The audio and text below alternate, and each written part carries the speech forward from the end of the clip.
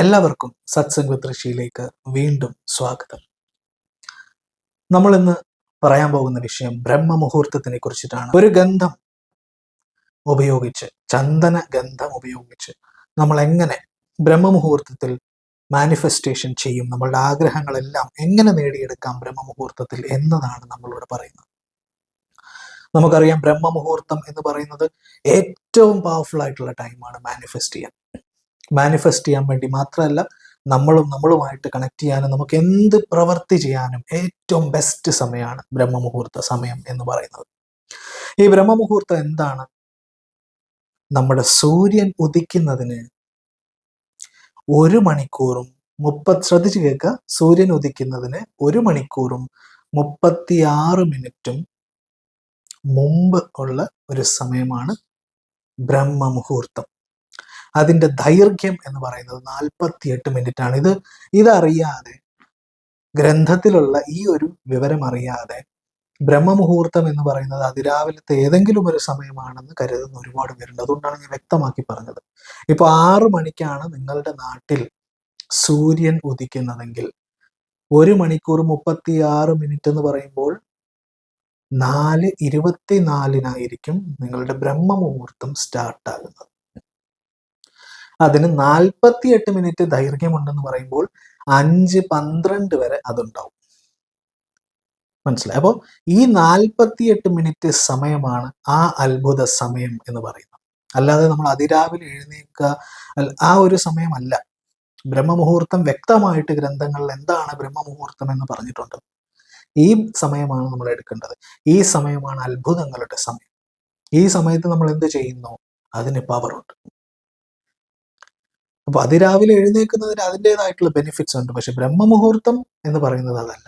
ബ്രഹ്മമുഹൂർത്തം ഞാൻ ഈ പറഞ്ഞതാണ്.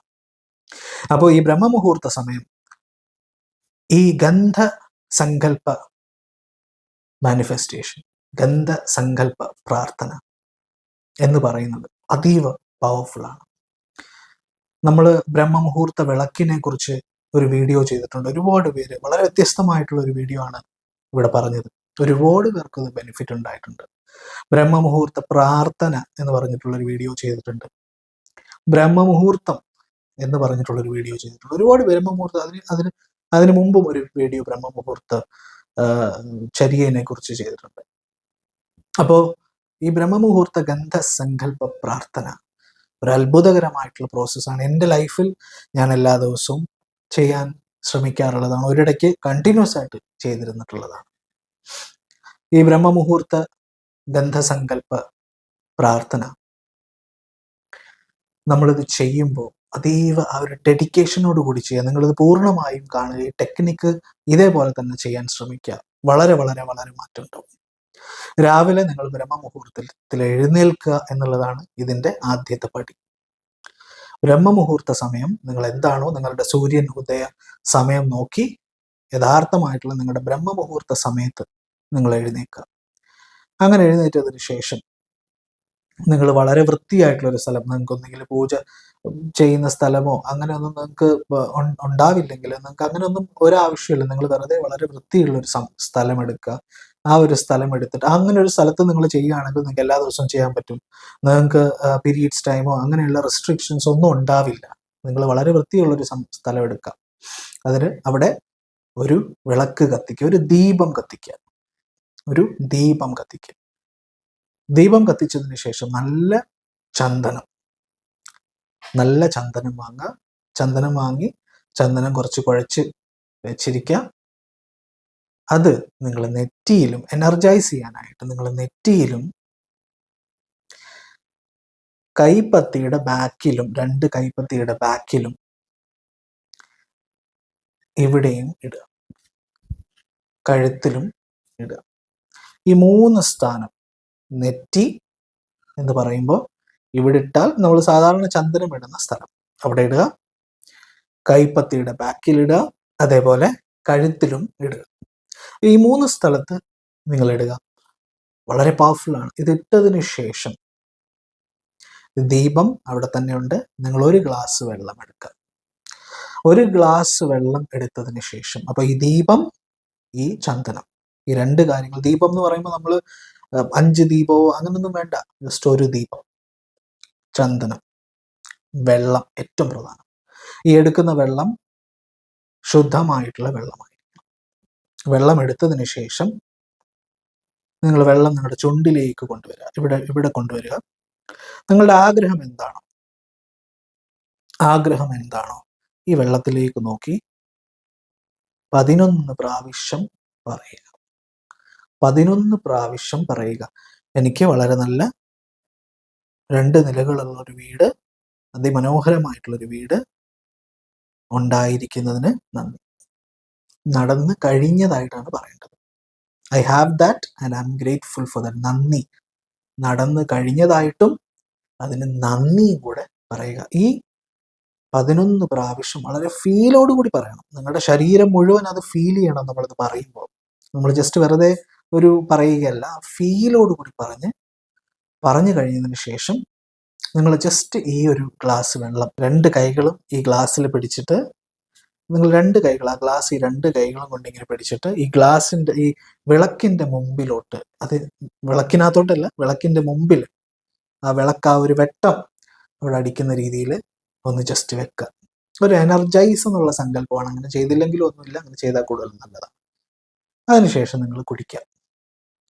വിളക്കിന്റെ അടുത്ത് വെക്കുമ്പോൾ ശ്രദ്ധിക്കേണ്ട കാര്യം, വിളക്കിൽ തട്ടയൊന്നും ചേർത്ത് ജസ്റ്റ് ആ വെട്ടം അടിക്കണം, അത്രേ ഉള്ളൂ. എന്നിട്ട് നിങ്ങൾ കുടിക്കുക. എല്ലാ ദിവസവും ഇത് ചെയ്യുക. 21 ദിവസം ഇത് നിങ്ങൾ പ്രാക്ടീസ് ചെയ്യുക. 21 ദിവസം ഇത് നിങ്ങൾ പ്രാക്ടീസ് ചെയ്യുക. ഒരാഗ്രഹം മനസ്സിൽ വെച്ച് 21 ദിവസം ഇത് പ്രാക്ടീസ് ചെയ്യുക. ഇത് കുടിച്ച് കഴിഞ്ഞതിന് ശേഷം നിങ്ങൾ കണ്ണുകൾ അടച്ച് ഈ ആഗ്രഹം നിങ്ങളുടെ കണ്ണിന്റെ മുമ്പിൽ നടക്കുന്നത് ശക്തമായി സങ്കല്പിക്കുക. വളരെ ശക്തമായി സങ്കല്പിക്കുക. ഇത് കൊണ്ട് നിങ്ങളുടെ കയ്യിൽ ഇത് കിട്ടിക്കഴിഞ്ഞു എന്നുള്ള രീതിയിൽ ശക്തമായി സങ്കല്പിക്കുക. സങ്കല്പിക്കുമ്പോൾ സമർപ്പിച്ച് സങ്കല്പിക്കുക.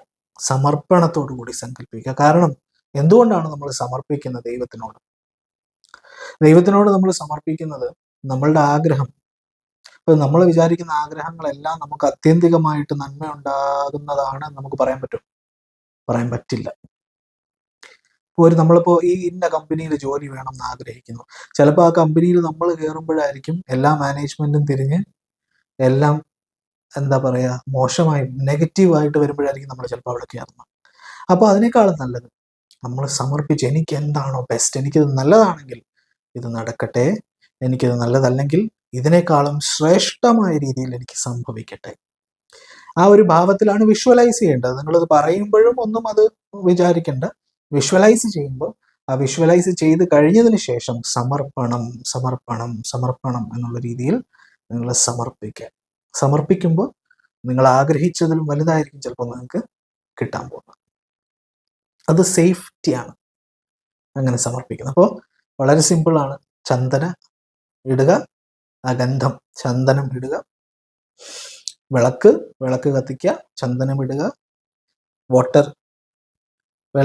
വെള്ളത്തിൽ ആഗ്രഹങ്ങൾ പറയുക 11 പ്രാവശ്യം. അതിനുശേഷം വെള്ളം കുടിക്കുക. വെള്ളം കുടിക്കുന്നതിന് മുമ്പ് ചെയ്യേണ്ട കാര്യമാണ് എന്താണ്?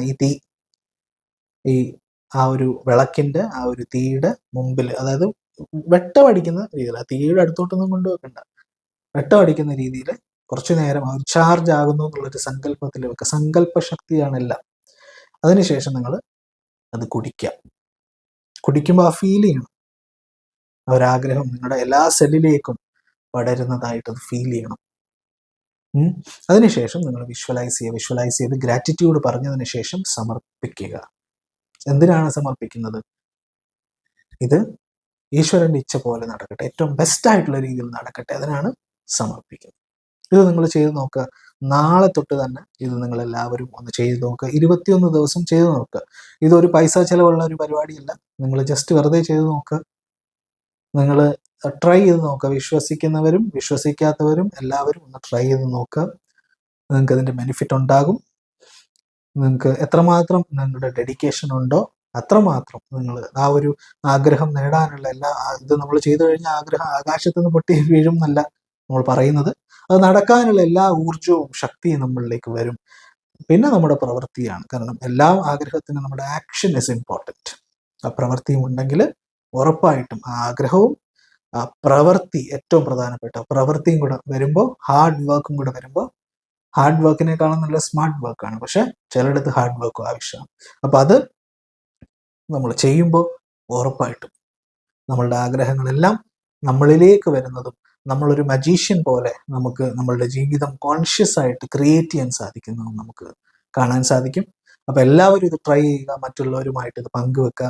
അപ്പൊ ഇതിനെക്കുറിച്ചിട്ടുള്ള നമ്മുടെ കമ്മ്യൂണിറ്റി, ഇതിനെക്കുറിച്ച് ക്ലാസ്സസ് ഒക്കെ വെക്കുന്ന കമ്മ്യൂണിറ്റി ഉണ്ട്. ആ കമ്മ്യൂണിറ്റിയുടെ ലിങ്ക് ഫ്രീ ആയിട്ട് ജോയിൻ ചെയ്യാവുന്നതാണ്, ഡിസ്ക്രിപ്ഷനിൽ കൊടുത്തിട്ടുണ്ട്. എല്ലാവരും ജോയിൻ ചെയ്യുക. അവിടെ ഫ്രീ ക്ലാസ്സസും അല്ലാത്തുള്ള വർക്ക്ഷോപ്സും എല്ലാം വെക്കുന്നതാണ്. അപ്പൊ എല്ലാവരും അതിൽ ജോയിൻ ചെയ്യുക. അത് തീർത്തും സൗജന്യമാണ്. അപ്പൊ എല്ലാവർക്കും എല്ലാവിധ അനുഗ്രഹങ്ങളും ഉണ്ടാകട്ടെ എന്ന് പ്രാർത്ഥിക്കുന്നു. Thank you.